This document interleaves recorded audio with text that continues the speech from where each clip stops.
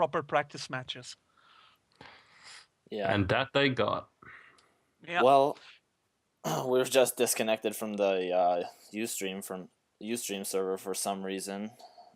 So I just booted that back up. But yeah, sorry anybody who was viewing. There was a little bit of downtime. I don't know why it got disconnected. Maybe something with the UStream servers. Yeah, possible. But anyway, like I was just mentioning, Supernova and Losira, well worthy of their spots there on the finals, and they did very well. And the 4-3 matchup there on the finals was just a sign that it was really close and quite an intense matchup. Was cool. I liked it. Yeah. Definitely. So, next one. All right. Let us move on to Code S, the real meat of the GSL. So what everybody's been looking forward to. Let's first take a look at the March Code S round of 8, day 1. On day 1, we had OGSMC defeating Hungen Prime 3-0. OGSMC is continuing to show his dominance in the Code S and just his pure stability by these convincing win after win after win. And there's no sight of him slowing down. Kratos, Protoss. Yes, exactly. Destroying all his opponents. Next match, we had everybody's favorite Zerg player, July Zerg, facing Give the OGS man a hamburger. Yeah. That was awesome, that series. Really awesome. Yeah. And you basically had two legends there. July Zerg, one of the few holders of a golden mouse, facing against the Genius Terran OGS Nada. Was kind of like back to the past, you know, you just went on a time machine to some of the biggest face-offs on Brood War. Well, they're just slowly transitioning into Starcraft 2, and we had some epic face-offs here. Those 5 matches were awesome to watch. I think I even made VODs. I made VODs of all the matches, just the conclusion. I think that the Iceman has it there. He can probably roll them. It was pretty awesome.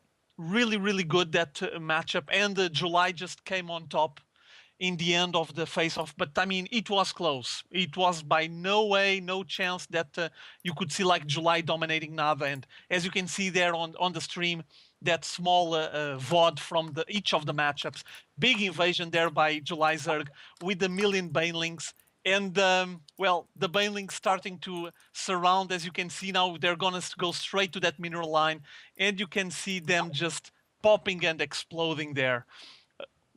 Oh, now we have it on the small screen. But, yeah, you can see all the green splatter there on the mineral line and was completely messy. And, obviously, the end result of that was that Nada just realized that, well, he didn't have enough economy, not even close. He just lost everything on those Baneling explosions. And he just decided to GG and move on to the next match. And I think it was the best option. I mean, he was so far behind on that point. He didn't have any economy, no workers. He just decided to go for game 2 and try his luck. And, well, those explosions, I just love watching that, as you can see. Yeah, those are some lovely explosions. Let's go to game 2 here. I'm not sure what's with the stream. It keeps saying that the servers, UStream servers, are having issues. Oh, look at those explosions! I can watch it now. Stream for me is fine, but the image is not on full screen. It's just windowed. Let me try going back to full screen. Yeah, just try and see. And here we see banelings on Terminus. I'm just going to pretend as if it's not lagging. Oh, look at all the destruction brought on by those banelings.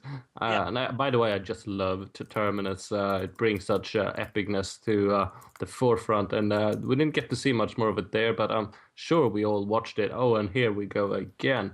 Yeah. Oh, and the lovely destruction. And a mule even getting pwned. Heisman, just let it roll once more. You're going to see that he made 1 million banelings and he smashed all of them against barracks because, as you can see, Nada was just walling off with 3 barracks and he just made enough banelings to explode the barracks and send all his Zerglings on. This was quite early in the game. I can't see exactly the timer there, but something like 8 minutes or so, and he just finished off this game really early. I don't think that Nada was expecting one of these baneling busts, especially because he made a wall off with 3 barracks. It wasn't supply depots or bunkers. There were all barracks, as you can see, very sturdy and armored, very resistant buildings. But Julizer just said, I don't care. I'm going to bust that as well. Just bring it on. And then he just brought a bunch of Zerglings to chew away through all of the workers and any resistance that Nada might have on his base to finish off the game. So a really nice start here for July Zerg, but then we had another comeback. He just decided to step up his game and show July Zerg that he wasn't alone. And he could, here we yeah, have he game had the 3 on contender there. Metalopolis. This is where the comeback. Yeah, look at those barracks exploding. And there's still one Baneling left. In the end, after he smashes 2 barracks, there's still 1 Baneling left. So yeah, impressive. Then Here this we go on is Metalopolis. Yep. Game 3. As you can see, huge invasion here by July. A lot of Banelings. Check out this explosion. Oh! Massive explosion there, but there was still plenty of units from Nada. He just micro them and pulled them all back, close to the mech forces that were close by his bases. And July at that point just saw that he didn't have what it takes. He didn't have enough to continue playing. He just made a very strong push here. He was committed to this push, and things didn't went exactly as he expected. Notice this massive explosion. If that big explosion had caught all of those Marines coming all the way south, all of them running down, probably the game would be on July's favor. But at this point, July just saw that he sacrificed too much and didn't get the results he expected. Mm-hmm. Yeah. All right, let's move on to game 4, shall we? Yeah, game 4, yeah. Let me get that up. There's an interesting thing on these matchups, and I keep watching this from July. He is going a lot for Banelings, and he attempts Baneling busts, which was something that at least a couple of seasons ago you didn't saw that often. And now I guess he's just turning it into fashion again, so people can go for Baneling busts and actually use them. Notice again July going straight for another Baneling bust into those barracks, and here he had a problem. And this problem was on the comments from Artosis and Tasteless. When you guys see this small VOD again, when it just rolls back, you're going to see that he pointed onto that barracks and into the bunker, but he should have pointed it to the tech lab. That tech lab was finishing steam. You would have just destroyed the steam, destroyed the tech lab, and probably would profit a lot from that. Still, as you can see, he was attempting the bust, sending a lot of Zerglings in, but now they have the brilliant defense here. Notice now that there's a tech lab. As you can see on the production tab, steam is like halfway. If he pointed to that tech lab there and to the barracks as well, he probably had exploded both, and it would be game for him. Like this, Nada was able to contain the aggression and fend off the assault. It was close. Yeah, as you can see, the racks are all on fire. The bunker finally got destroyed. But pointing to that tech lab probably was a key moment. You would just kill that steam that was trying to get finished and destroy the racks as well. So things probably would have been gone on a different way for July. But once again, as you can see, Baneling busts all the way for the win. He just loves that, and I actually love watching this. It's just awesome. That was actually a really tense game. I was really shocked when Nada made a comeback there, and I thought he was going to be dead for sure when July was just flooding in all his Zerglings and Banelings. But great match. But that's the thing with July Zerg. He is the epitome of Zerg aggression. And like in the game on Terminus, which we watched over and over, Nada made 3 barracks, which is supposed to hold. And here we go again with the Banelings. And most Zergs find it uneconomical to Baneling bust such a wall. July Zerg just does it anyway, and most Terrans can deal with that, because economically, statistically, you're supposed to. July Zerg can just break the formula, and there you see the man, happy as a hamburger, winning over Nada. Happy as a hamburger. So, as you can see, he made a very intensive use of Banelings, but his level of microing and also those instant decisions, when you're on the split second and you have to choose where to take the Banelings, how to split them, which targets to prioritize. Apparently, July Zerg is just brilliant on that because he keeps destroying and wreaking havoc onto Nada's forces. Look here, he's just flanking. He went all the way around the orbital command, going after those units from Nada, and with the splash damage, he was still able to finish off the command center and destroy Nada's units.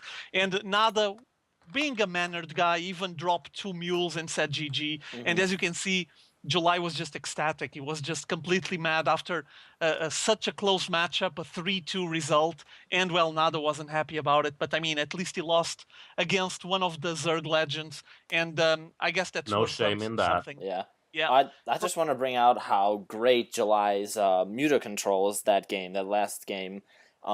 He was just doing so much damage, scouting the entire map, always scouting and being active with those mutas. He was either going back into the main base, picking off important structures, picking off reinforcing units, and then making Nada's army move back to defend the main, and he'd swing back around to the gold. So his muta control was great all game long, and I think that's what really aided him in controlling the middle. GG to the God of War. Yes. And we'll of course talk more about his muta control and corruptor control even in when we get to July Zerg in the round of 4 against any pro. But Here we go that's with that. for later. Yeah, especially on this match, and this map is kind of beneficial if you know what you're doing. If you have proper micro with the mutalisks, you can just harass your opponent endlessly, like on and on and on. And basically, July Zerg had the ability to keep microing them and poking at small structures, killing small patches of units, and at the same time, he was macroing and mustering up his army back on his bases. So he had just this awesome result, 3-2 on his favor. Like I said, Nada he lost here, but he didn't lose to any low-skilled player, and it was an epic face-off, so worthy opponent there, and I'm pretty sure that Nada will be able to come back from this in the future seasons. Mm-hmm. Yeah, it was a great series. Let's move on to the Code S round of 8, day 2 now. Go for it. Go for it. All right, here we go. We have San Zenith beating out SC Foyu 3-1, and then we have Foxlin losing 1-3 to any pro prime. You guys want to comment? Sebastian, you want to go for it? Sure. I mean, San Zenith, who does not like the guy? I mean, considering he's allegedly not a full-on pro gamer, at least that he started out as just playing the game for fun, and now he owns. I mean, I'm correct when I say that he went double motherships against Nesty. That's the Zerg he did it against on Shakur's plateau, right? Yeah. So that's, I mean, you gotta love him. And then you have Fox Lin getting, perhaps not ruffle stomp, but definitely defeated by any pro prime, who's sure is a very good Protoss, but he's not that good. And I think he showed that against July Zerg. Fox Lin, I want to see Lin up there. I mean, of course, round of 8 Code S, that ain't bad, but I'm slightly surprised and not at all happy to see Lin go down to any pro. But San Zenith rolling over SC Foyu, that was just beautiful. Yeah. As you can see here, this is from the final matchup between Any Pro Prime and Fox Lin. And you have here a big death ball with 3 Colossi just chewing away, melting all of those units. And, well, just Any Pro Prime taking the win out of Fox Lin and winning the series. Like Sebastian was just mentioning, Fox Lin actually did a very good result this season. And he is apparently evolving, like growing as a player. So we might hear more from him in the future. Something that I was thinking about when Sebastian was just mentioning this was that, as you know, teammate from Fox Lin is Fox Moon, and Fox Moon is supposed to be like the big reference, but actually Lin did better than him. It did, yeah. Yeah. So, what else do you got there, Iceman? You have any other clips for us to take a look at? No, but I was thinking we would move on to the Code S round of 4 now. Yeah, go for it. All right. Here we have the results for the Code S round of 4. We have OGMC once again displaying his killer power over San Zenith, 3-1. Then we have July Zerg tearing through any pro prime, 3-1 as well.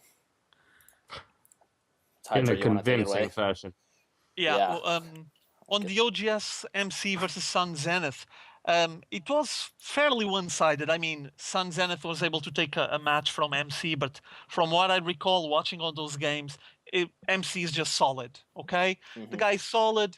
He's I didn't want to call him mean because he isn't mean. He's just taking advantage of any little gap, any little failure that he spots on your strategy, just goes and abuse it.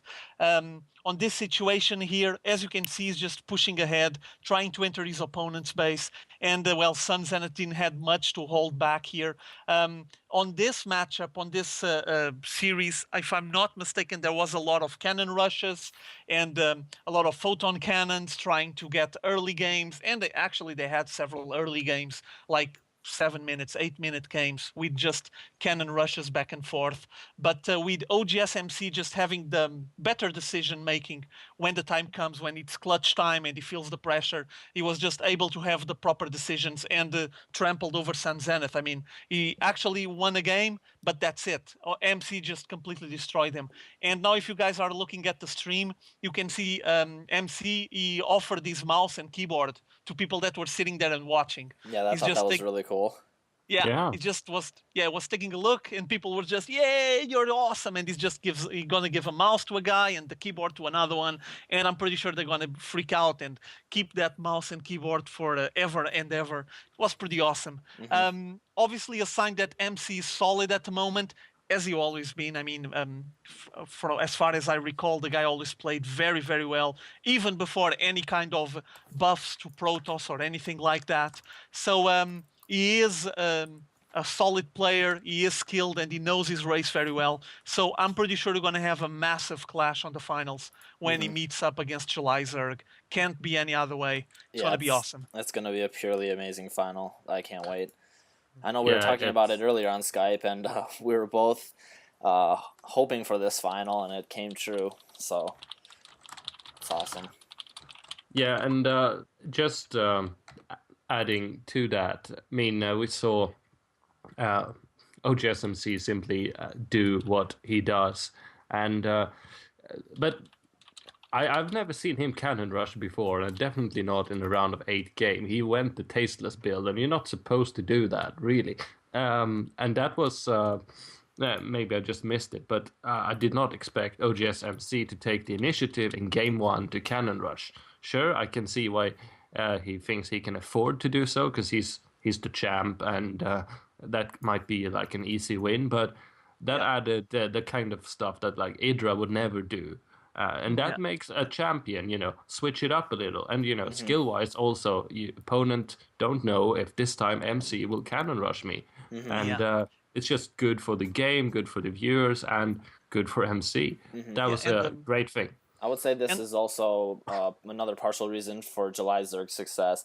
He doesn't like to play the standard sit back, react to what my opponents are doing. He's like, no, I'm going to build these units, I'm going to go out there, and I'm going to roll on people like a boss and just crush everyone. I mean, that's just great play style. And you guys, for any viewers interested, you guys are going to notice the following. On OGSMC versus Sun Zenith series, OGSMC opened first game really quick, cannon rush, destroy the guy. And as you might imagine, at this level of playing on the semifinals with that amount of pressure, if you're not fit for it, if you're not able to handle that kind of pressure, you just break. It's like a really nice demoralizing blow on you, like your opponent cannon rushes you on the first game and you still have 4 more matches ahead of you. You're already falling behind, you need to recover and take the win, and you're already thinking, oh man, how did that guy cannon rush me? I'm just not good enough, I need to shape up. And well, you just feel the nerves and the stress. And now you're going to take a look at July versus any Pro Prime, and you're going to see what July did to his opponent on the first match. That's practically a war crime, by the way. Yeah. Do you have any clip there? I'm pretty sure you do. It's up. Any second now. Yeah. It should be up anyways. Basically, it was a really nice map. At least I enjoy it for the Zerg, to play a Zerg. Scrap Station. And any Pro Prime just thought, versus Zerg, this map, fairly easy to take the Expo. I'm going to take the Expo, move ahead on the macro game, and just have a two base timing push, just crush July Zerg. And July Zerg said, oh yeah, here comes 6 pool. So the guy was making his wall off, as you can see, and July Zerg just 6 pulled the guy. That's it. For first game, as you might imagine, you're not going to feel happy. You're going to feel frustrated about it. You're going to feel annoyed that you got 6 pulled on a stage like that one, on the semifinals. And well, you just get upset. And Juleiser got what he wants. So as you might imagine, you have two completely different mindsets here, with the Protoss player just thinking, ooh, I'm going to do this. I'm going to macro and going to crush him with all my big death ball. And Juleiser just said, yeah. Keep going, incoming my Zerglings, and crush the guy. And then this is from the final match. As you can see, Juleiser just made a million roaches, backed up by Mutalisks and Zerglings, and advanced towards his opponent's bases. There wasn't much of a defense here, much resistance. Juleiser was just macroing like a beast. His opponent wasn't aware exactly of how big Juleiser was already going, and or if he was aware, he wasn't able to recover fast enough. Let me just mention that on this match, and I didn't show that on the VODs, but I guess you guys can check it by yourselves on GOM TV. Before that small action happened there that made any pro GG, he sent at least 2 waves of Zerglings straight into his opponent's main base. They were able to sneak by the defenses, enter the main base, and start biting on all the workers and kill several workers, interrupted the economy for a long time. And those 2 waves on 2 different moments just stopped and basically shook any pro prime, and he wasn't able to recover from it. Because keep in mind that while Juleiser is just sending Zerglings to your mineral line and being aggressive on you and keeping you on your toes, he's actually macroing back on his base. So when you feel like you just can breathe a little bit and think, okay, I finally defended those Zerglings, incoming roaches and Mutalisks and all of that he kept building on the back. So yeah, it was pretty impressive. Yep. Yeah, and what Juleiser did there, he just skipped the Rohypnol and went straight to business. It was fun to see, since, I love seeing Juleiser do just that. But we don't have a clip of that particular game. I think it was game 2 on Taldaram Altar. Mm-hmm. But it was the one that July actually very surprisingly lost. And he was very much ahead and in a position to win it.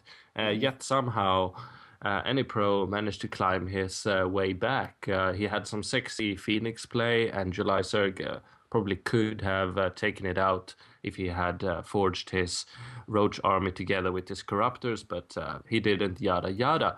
But something that struck me, I just want to pose it to you guys and all 5 of you in the chat.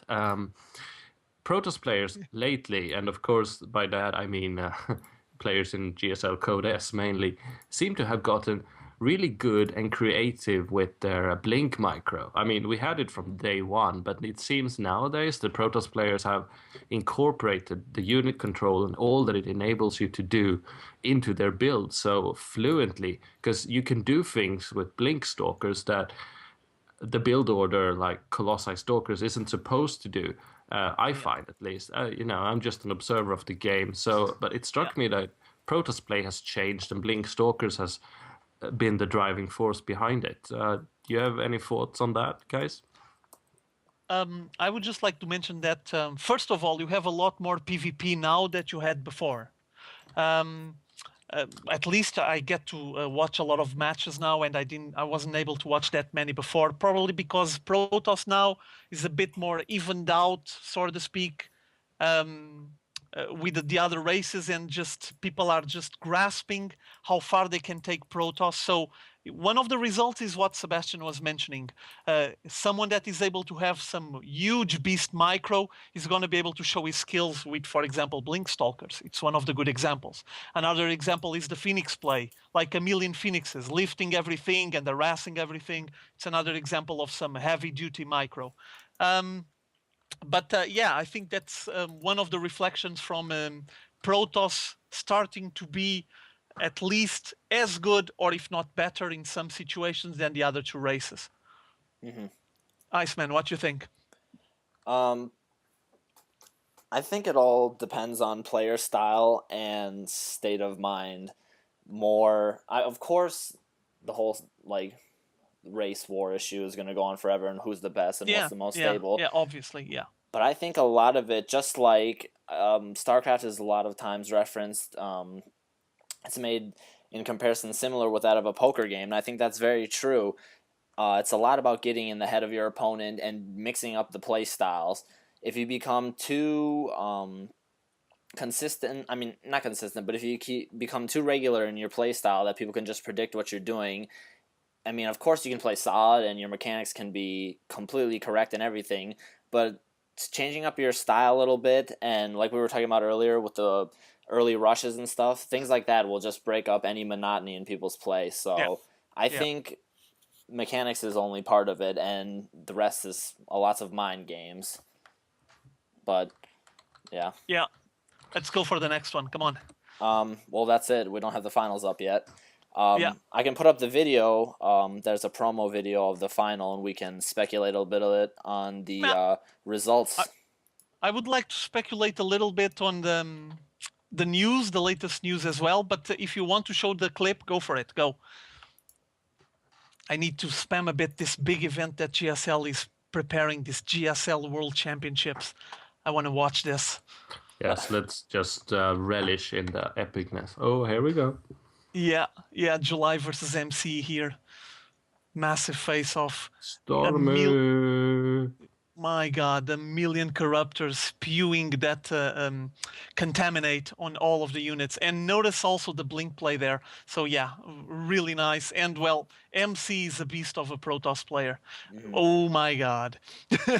So many storms, they're just melting everything away. And then what's left, the few units that are left from July's army, MC just says, no way, you're not going to go anywhere. I'm just going to blink on top of you and finish it off. And well, you saw the end result of that, right? So quite aggressive, quite brutal. And I guess that's just a trademark from OGS MC.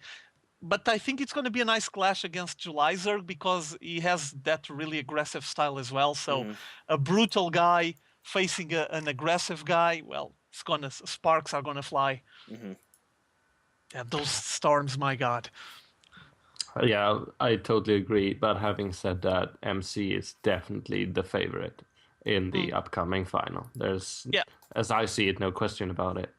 Okay, let me just mention that personally, I am rooting for the underdog, for Julyzerg, but I do realize how good OGS MC is and how serious he is about this. So he's not gonna forfeit anything. He's not gonna break under the pressure. He's used to this. This is his stage. But as you know, Julyzerg, I mean, the guy has a golden mouse. You know what that means. So he already had plenty of wins with massive views, massive crowds watching him, viewing him play. So I don't think he's intimidated as well. Epic matchups ensuing. Any predictions on what the results will be? I just do want we know what maps? I just want Julyzerg to win. Doesn't matter the rest. It's fine. Okay. Yeah, sure. I'm going to be impartial. I just want to see a good series, so yeah, that's all I want to say. I'll be more than happy if it's an epic series and MC wins in the end. I'll be more than happy. Yeah, definitely. At least if it's something at least as epic as the Nada series, I'll be very happy. Yeah, of course. Yeah. Okay. All right. Anyways, we have plenty of action and stuff to discuss with the up and down matches, with plenty of previous champions and big name players getting knocked down to the up and down matches. So, do you guys want to get into that now? Yeah. Sure. Sebastian, you want to start it or shall I? You go ahead, Hydra. You take the honor. Okay, so I'm pretty sure most of you already seen the brackets for the up and down matches. It's a monstrosity because there were so many upsets on Code S that you ended up with the most beastly, monstrous brackets for up and down ever. I mean, I'm just taking a look at the brackets here, and I'm surely Iceman will show the brackets as well on the stream. Yes, sir. But you had the very solid groups, and then you have a group that, in my opinion, is the group of death, so to speak, which is for me Group B. Linok for you, I Am Nesty, and Marine King Prime on a single group is just brutal. Keep in mind that Group A and Group B play today. I guess we can talk a bit about results from that. I watched those matches, like I mentioned to you guys, at the office this afternoon because I want to take a look at how Huck did, and was actually happy with the fact that Huck got a spot, clinched a spot into Code S. Not sure how he's going to handle there, but one thing I am sure he will have to practice a lot, because his group, this Group A here on the up and down matches, was all PvPs. a million PvPs, which makes things easy for all of those players on that group. They're just going to practice PvPs until they drop dead. Yeah, that's basically what they did. I'm pretty sure of it. Let me just mention, for example, that Julizerg on his interview, he mentioned that he did something like 100 games the day before to practice for that match. He played, he said he played 100 games on the day before. And on 2 days before, he played 100 more.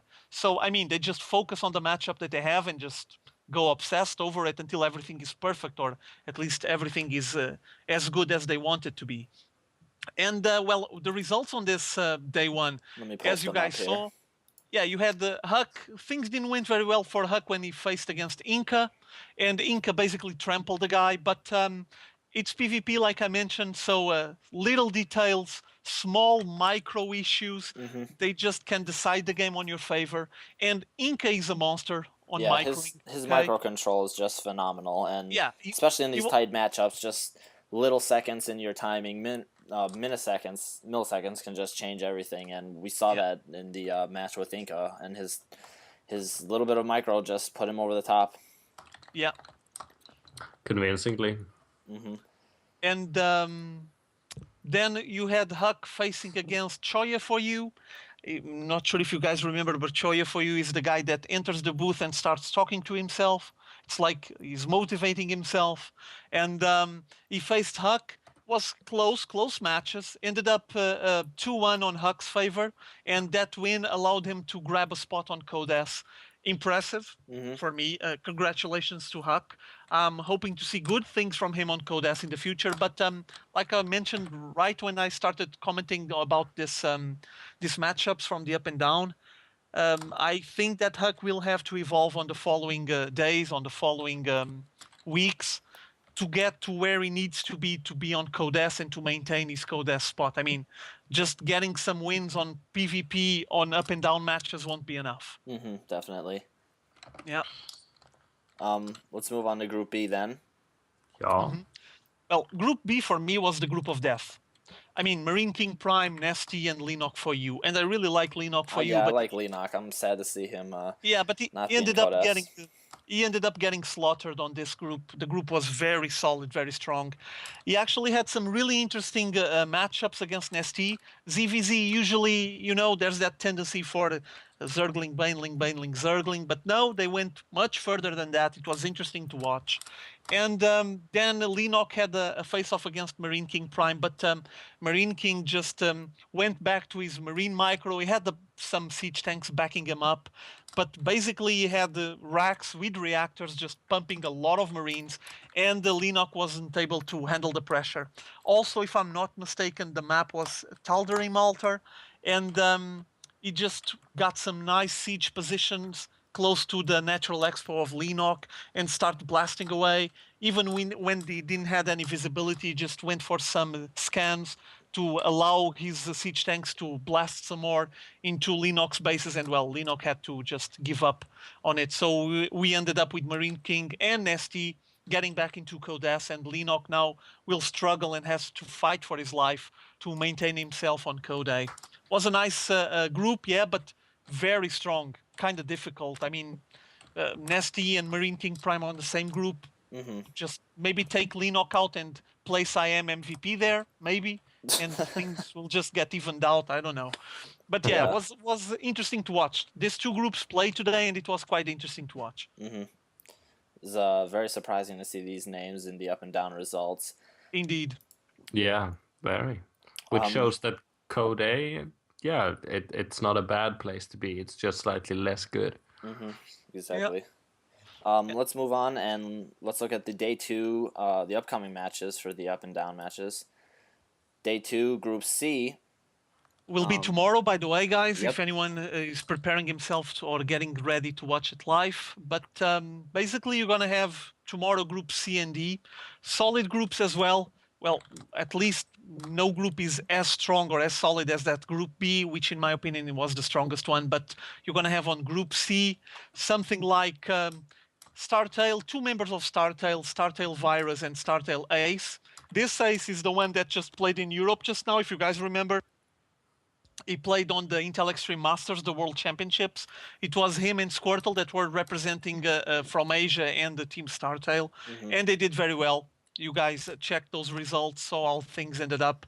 The Koreans basically dominated the place, and they just they're gonna have as opposition TSL Fruit Dealer. Fruit Dealer apparently he hasn't evolved as much as the other Zergs, and he has been paying for it. I guess that his style is not fitting properly the moment that the game is currently. Maybe in the future he'll adapt or the game changes and he just takes the lead again. But I think he's going to have plenty of troubles against Virus and Ace, especially against Ace, in my modest opinion, based on what I saw from him in Hanover, in Germany. I think that will be the case. Definitely. What do you guys think about this group? I hope to see Startail Ace do something with this free gift position that he got here. Well, not exactly free, but he won IEM, and that's why he's in the up and down matches now here. But yeah, this is definitely going to be something interesting to see. I think that we might actually see Fruit Dealer get knocked down in the Code A.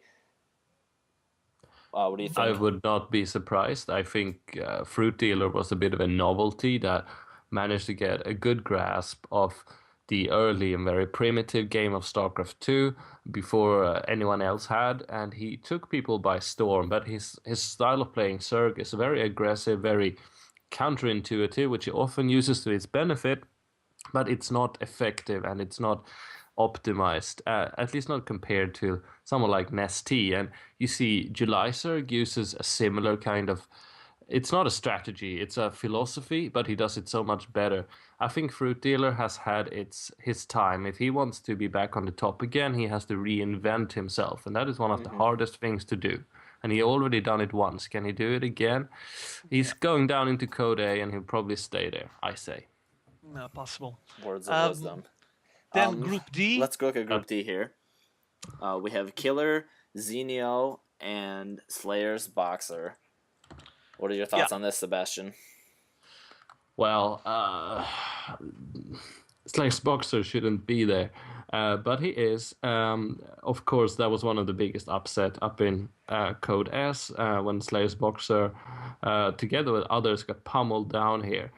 But he is in the same group as you said, Xenio, which is a very good Zerg, and who was an even better Zerg when his hair was dyed red, I say, versus TSL Killer. So that's a Proto Zerg and a Terran.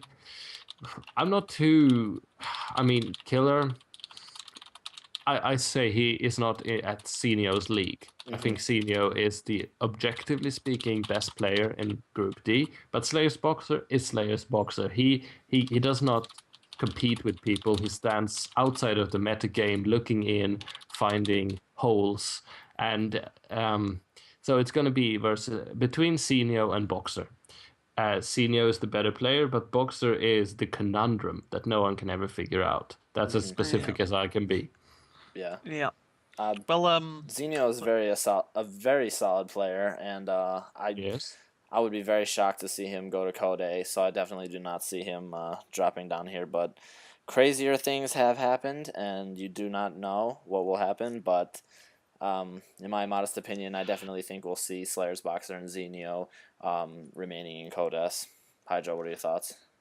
I would like to see Xenio holding there and actually surviving this face-off. But things won't be easy for him. I have a lot of respect for Slayer's Boxer, but I think he needs to sit down and start evolving his game. I think he just a bit stale. He stopped, at least on his playstyle.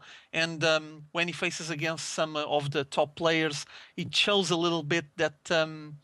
I don't know, maybe he's not practicing as much as he should. Maybe he's really busy getting his team up and running. But I think there's more to him, and he has a huge potential, as you guys know. But I think there's more for him to learn and evolve. Sung Ho, Killer. I mean, the guy used to be a programmer in Brood War, but he actually never showed anything on StarCraft 2. Well, at least he didn't show us any epic match or any tremendous achievements, big results. He's just being around Code A, fighting for his life, basically. And he's one of the frequent flyers, so to speak. But I'm still waiting to see something coming out of him, like a big face-off, a big clash, where he ends up being the winner. From this group, I would like to see Zinio taking the lead and winning the group, but Slayer's Boxer might be a contender. I don't expect much from Killer, from Sungho, to be honest. All right, let's move on. Day 3, here we have Group E and F. In Group E, we have Slayer's Alicia, we have MVP and Genius facing off. Any comments on this group, you guys? Yeah. Go ahead, Sebastian. I'm sorry. So I need to cough, which is why I tried to pass it on to you. But starting off with Group E, indeed I was. Alicia, who's, am I right? Artosis' new pet, Protoss player. MVP needs no introduction, yet he is in Code A, or rather the up and down matches. And Genius, who has a bit of a personality, which is nice and not at all a given. A very good Protoss at that. MVP, obviously a strong favorite. I mean, the former champion, not one of the most solid Terran around. He should be up there fighting MC again for the title in Code S. So he'll stomp his way through this group. I don't know why he lost. Even when analyzing the matches again, I can't say. He'll claim his Code S spot that he deserves, and Genius will be second in Group E. Possible. I can't see Alicia, and you're saying that he's now the new favorite from Artosis. Well, you know what happened to the previous two favorites from him. Clyde, where is he? Clyde. Okay. Yeah. Clyde, and Sungho is also someone that Artosis likes a lot, and he says he's a solid player. Not going to doubt it, but the results for now still haven't reached all the hype. And Alicia, I mean, facing against MVP and Genius, maybe Genius is going down, and Alicia might take some wins out of him, but taking some victories over MVP, I don't think so. I think that MVP is going to sit down on that chair and he's going to be pissed. Yeah. Okay? Beast mode enabled. Did you guys saw, or if you didn't, go take a look at today's VODs and take a look when the guys take the final win. They have like a small crystal stuff with the rock with like a crystal medallion with Code S in it. And the players just grab it when they win and kiss it and all that stuff. I think that MVP is just going to bring a hammer and smash it, just saying, I'm not supposed to be here. What am I doing here? I don't need the medallion. I already have it, So I think he's going to be pissed and he's going to just crush that group. My opinion. Genius, I don't know. Maybe Alicia can take over Genius because Genius bragged a lot in the past. I'm not sure if you guys followed Genius in the past. He's a good, solid Protoss player, or at least he was. But he always backed up his playing with a lot of bragging, a lot of show off. And I don't know. Maybe he's just now paying a bit for it. Maybe his tongue was way too long, and he should have kept his mouth shut a bit more and focused more on his gaming. What's happening now is that he's just here, really close to get stuck on Code A. And if Alicia is at least half as good as Artosis says he is, we're gonna have some close PvPs once again. Yeah, definitely. Let's look at Group F real quick. Group F, we have TSL Rain, OGS Top, and OGS Hyperdub. Well, for me, top. That's it. Definitely. Yeah, can only agree. Rain possibly second. Yeah. The players on this group are going to have an interesting thing. As you can see, the group is Terrans. That's it. Mm-hmm. And as you know, at this level, the players just sit down and say, okay, what is my group? It's all Terrans. Okay, just practice with me Terran until I drop on the floor. So they don't have to worry about openings and strategies with Protoss and Zerg. It's going to be Terran, all Terran, and that might ease up on their life. It's different from having a group with Protoss, Terran, and Zerg, because the players will have to practice a lot of openings and matchups and all of that. So we might be seeing some nice TVTs there, but I think that redundancies top will come on top. Mm-hmm. I think it's going to be top in Hyperdub. Yeah. Let's move on. All right. Next group, we have Day 4. we have OGS Supernova, we have Pult Prime, and the best Faux U. Supernova, I would say. The guy did pretty good now on Code A, reached the finals, played a very intense matchup against I Am Losira.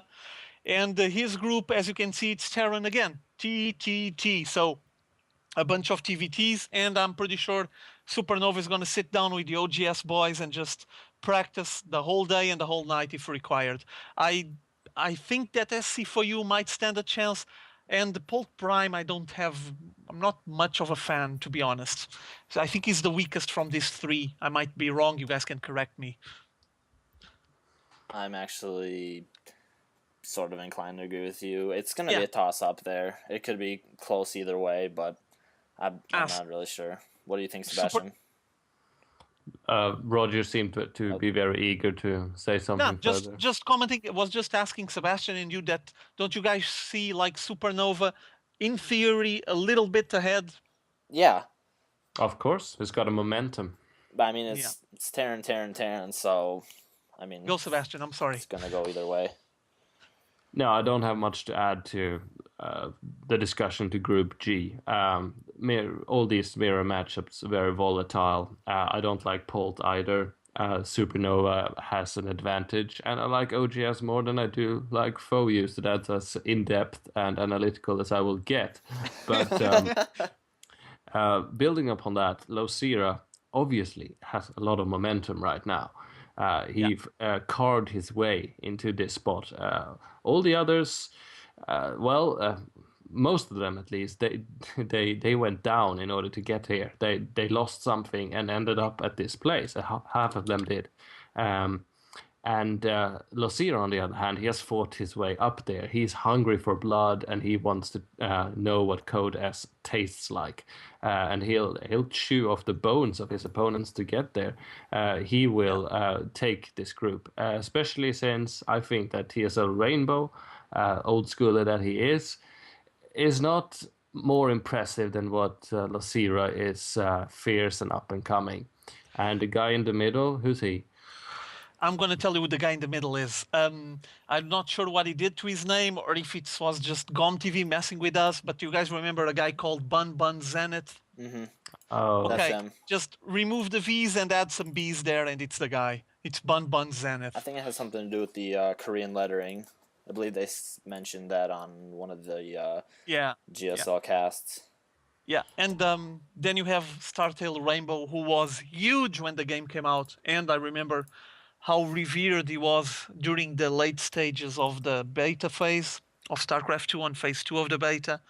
But, I mean, after that massive clash he had with Fruit Dealer in Season 1, he's been slowly going down the slope, and things have been working very well for him.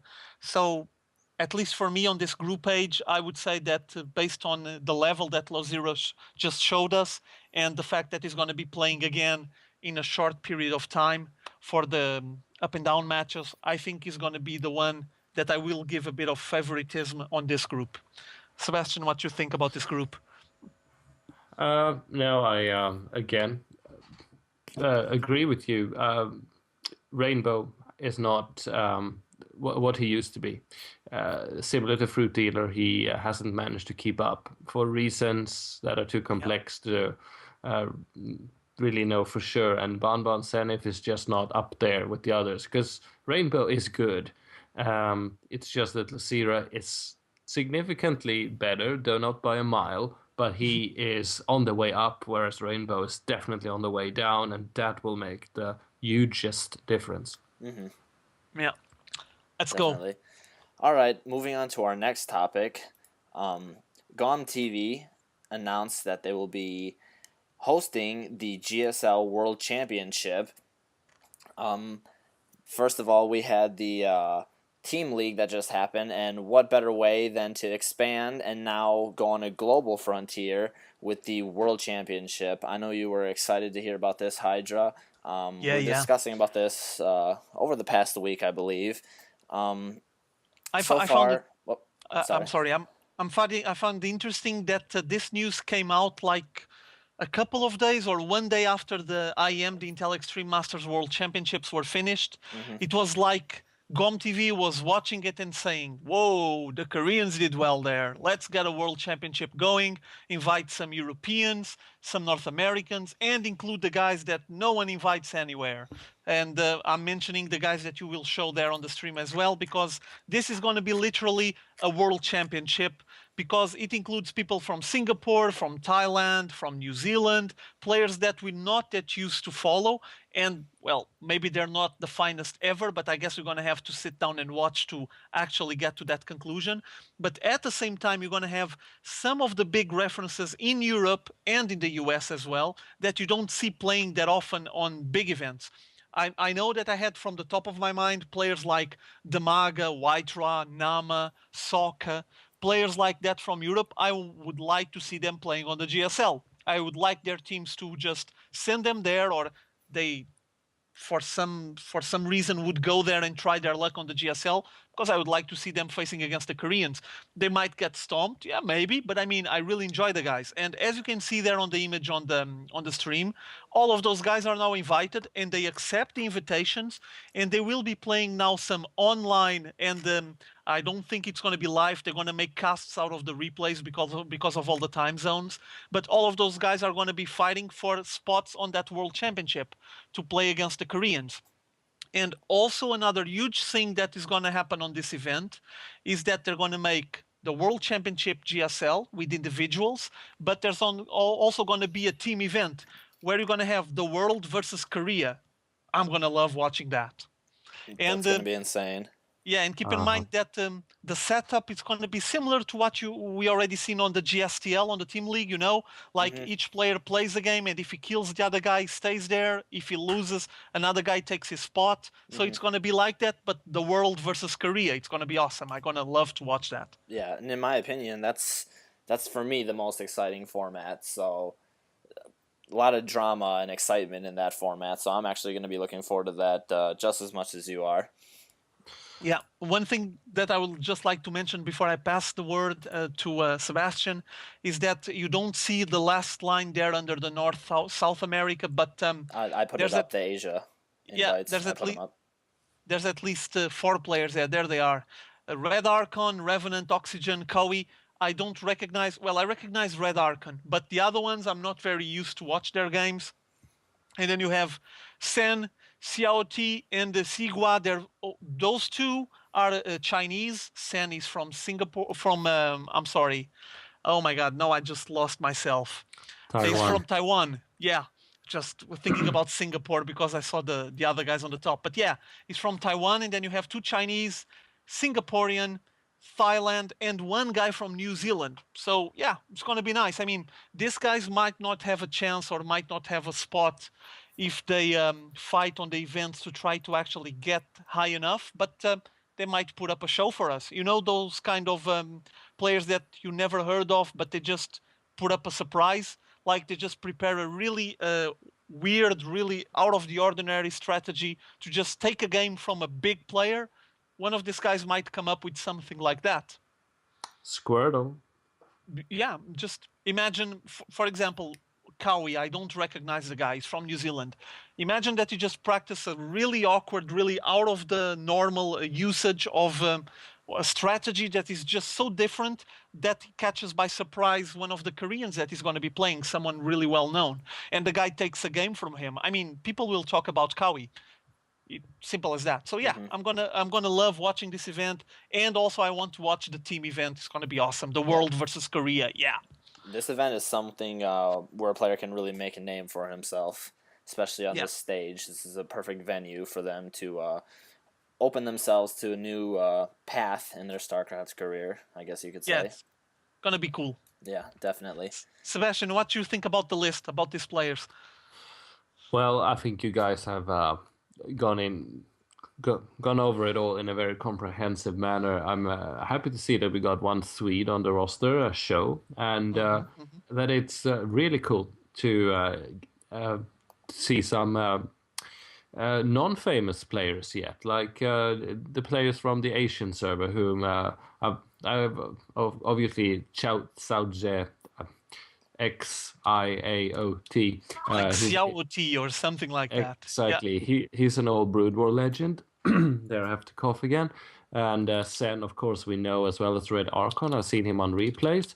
But they're definitely not common names. And now we get to see them fighting these other guys who never fought each other before all over the place in this format, on this magnitude. And you said, Hydra, that maybe one of these players will bring us a show. Well, that is exactly what it's about. Yeah. That's what GOM TV is about. They have a mindset that is so strange and, well, nice compared to what we used to from the Brood War days when Kespa, and, well, perhaps it's wrong to put all the blame on them, but the community was everything but inclusive. It was very strict, and over the language borders, there were little to none cooperation. Now we see GOM TV with Blizzard, obviously, going in the opposite direction, going out of their way, spending a lot of money in order to give us a truly global entertainment event. They're putting on a show. This is not going to be balanced, but it's going to be fun. We're going to see ceremonies. We're going to see crazy stuff. There will be nerd after parties, a contradiction in terms as that is. And there will be like a whole thing erupting. The globalness of esports it's escalating and it's accelerating. I'm going off on a Gandalf kind of rant here, but this is just great by GOM TV and Blizzard for enabling this. I don't care about so much who's best, just that all the people go there and have a good time to show us all. Yeah. Okay, so just I was just asking for the Iceman to give me a hand here. If you could go back to that screen where it shows GSL World Championship, blah, blah, blah, with all the lettering, it shows the name of the Korean players that are already confirmed. Oh, yes. And because these guys we've been showing on the list are the ones that are going to play online on different time zones to battle for the final spots. But let me see if I can get this on full screen. You can see that you already have from Korea, Nesty, MVP, Marine King Prime, and Nada. And then from Asia, you have Moonglade. And from Europe, Liquid Jinro and Moro, more Swedish for you. Oh yeah, Moro. Yes. So these guys are confirmed. The other ones are going to fight for the remaining spots, and you're going to have a massive clash. I mean, the caliber of the players here is awesome, and we actually have some strangers, some aliens to this kind of environment, but who knows, one of them, two of them might just put up a show for us. Let's hope they do. Yeah. Yeah, I think this is going to be something really interesting to watch. One person that I'm disappointed that we are not seeing anything from. I was hoping that we would see possibly Love TT from China in the competition here, but I didn't see his name in the list, so... Would be cool. Well, as you might imagine, this is work in progress. They might just add up a couple of players eventually. I'm not sure how strict this is. I know that they're taking care of the final spots. And from what I read on an announcement from GOM TV, what they did is that they invited a lot of players, a lot of pro gamers from North America and Europe. And then the ones that you can see there on the list, their correct words were, these are the ones that accepted our invitations. What this means is they send a lot of invites to a lot of people, and some refused. And I'm pretty sure some looked at it, what, GOM TV inviting me for a World Championship? Nah, this is fake. You know, just deleted it. So, yeah. So you end up having a really nice unit composition here. Shall I call it like that? Some really awesome... Yeah, some really awesome pro gamers from all over the world just duking it out. It's going to be awesome. There's no better word for it than awesome.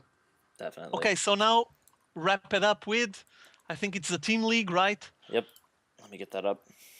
Let's go for that one and wrap it up for today, because they already announced the Team League, which I'm just eager. I'm just waiting to check this one. It's going to be awesome. Yeah, I can't wait for this. Yeah, more epic madness.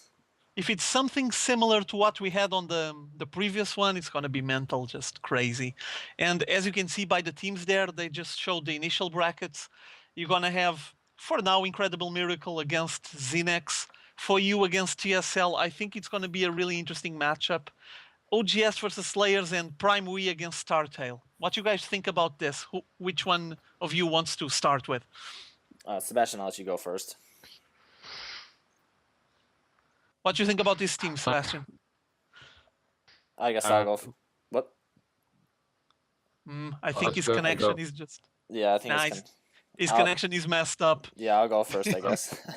Go for it. I'm glad that we don't have IM and OGS in the same bracket this time. We'll get to see more action out of OGS team this time. We'll see them progress a little bit further. I'm thinking that it's going to be Startail, OGS, FOU actually over TSL, and I am moving on through the initial brackets.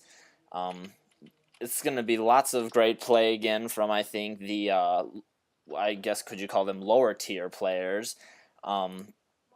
Whereas we're going to see the big names sitting on the bench waiting to come in.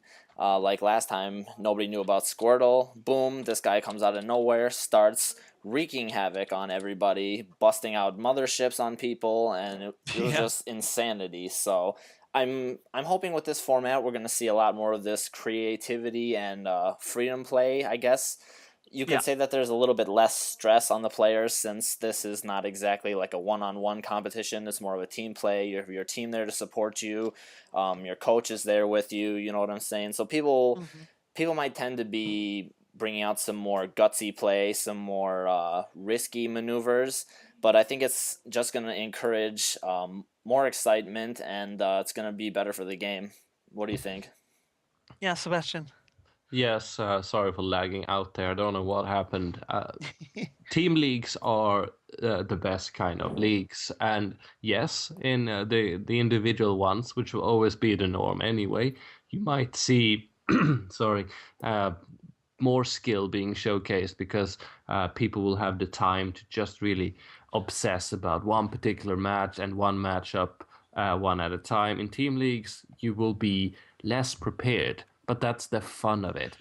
You see the unpredictable things happen. You see the ceremonies. You see the Squirtles doing bad things to IM MVP that shouldn't be done.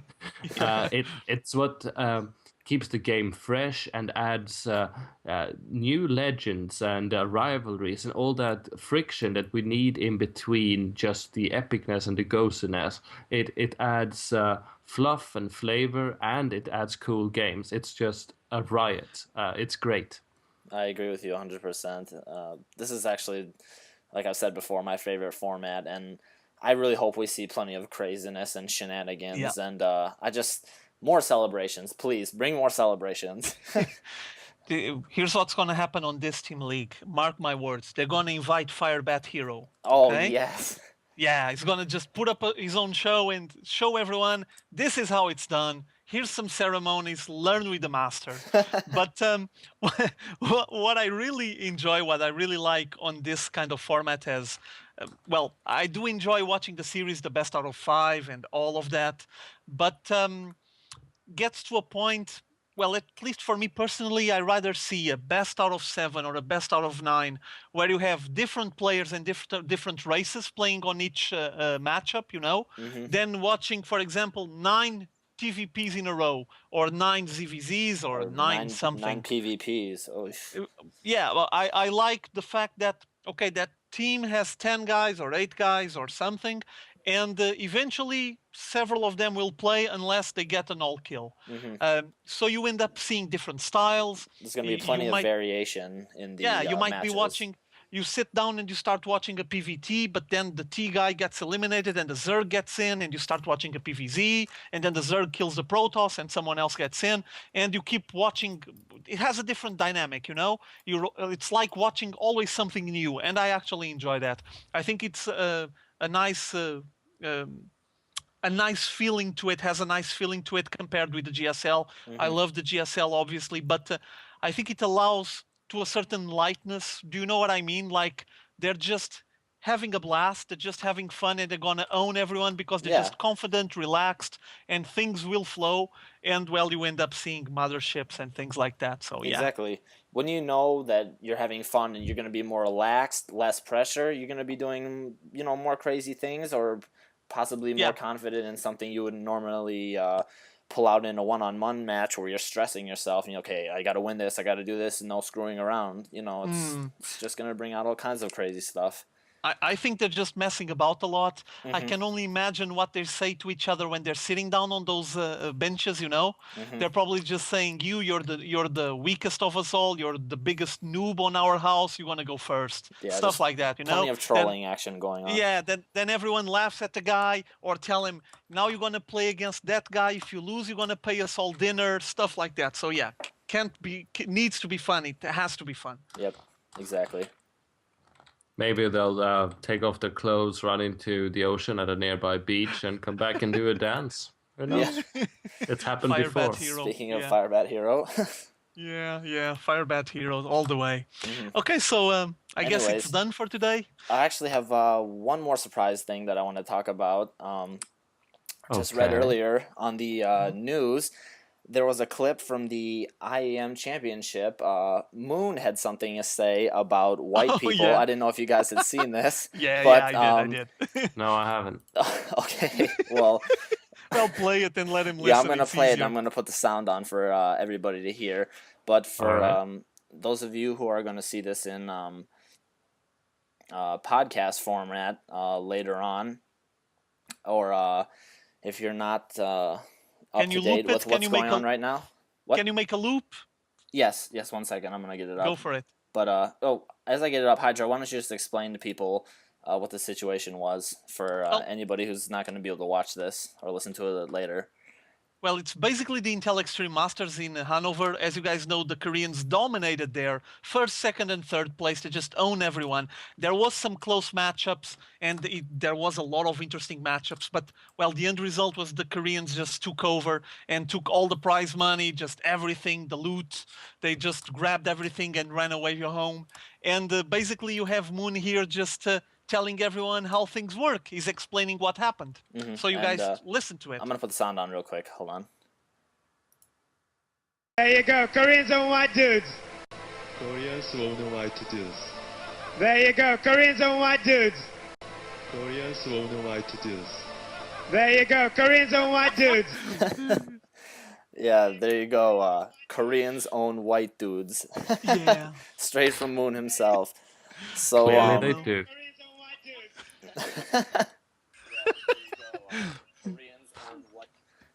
So yeah, now so you know, Sebastian, it was just basically, at least on that event, he was stating the facts, and hopefully anyone listening to this or viewing the VOD won't be taking this in any bad way. The guy's having fun, just saying his thing and taking the moment. So don't go trolling on the guy or feeling very biased or very shocked with the comment, because I'm pretty sure that wasn't what he meant. No, yeah, it's obviously some trolling or just miscommunication with translation that he wasn't aware of the implications of some of the things he said, but no harm what he'd said, but it was completely hilarious. Also keep in mind that, like you and me and Sebastian, we now heard this, thousands of people will listen to this.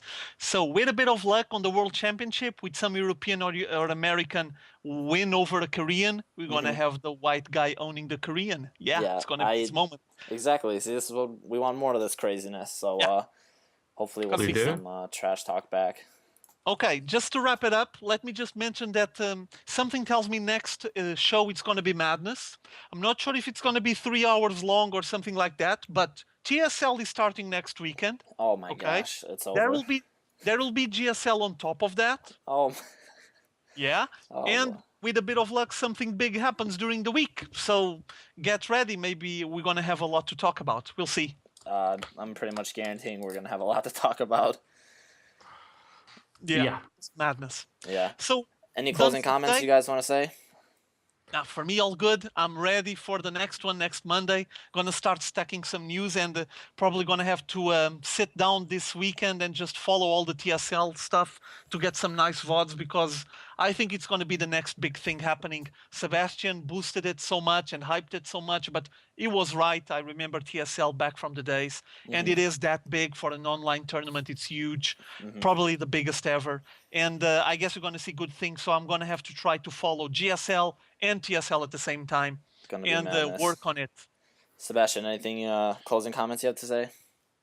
Well, other than again agreeing with Roger that the TSL will be just a fantastic event and newcomers to the StarCraft 2 community are in for a real treat. They don't know what's going to hit them in terms of good tournament and epic games. Team Liquid will flex its muscles like they have never have in StarCraft 2.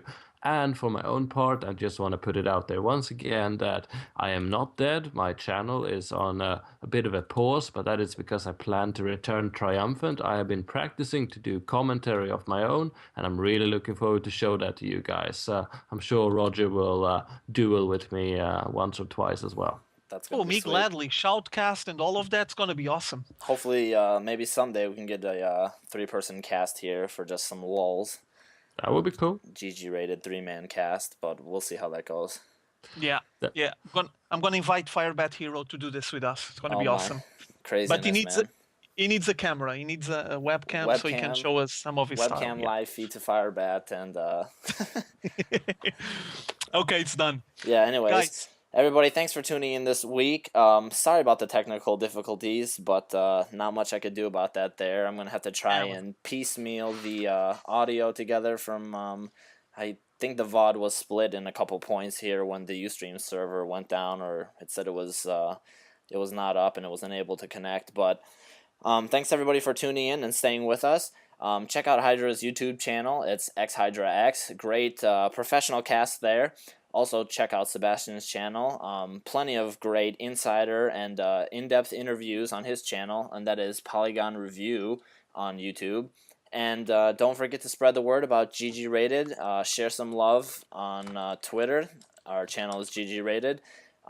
Email us questions or comments to liveshow@ggrated.net, and just spread the word to your friends. And I think that's it for this week's show. Yeah. So thanks again for tuning in, everybody, and we will see you again next Monday. And GG. See you guys. Have fun. Adios.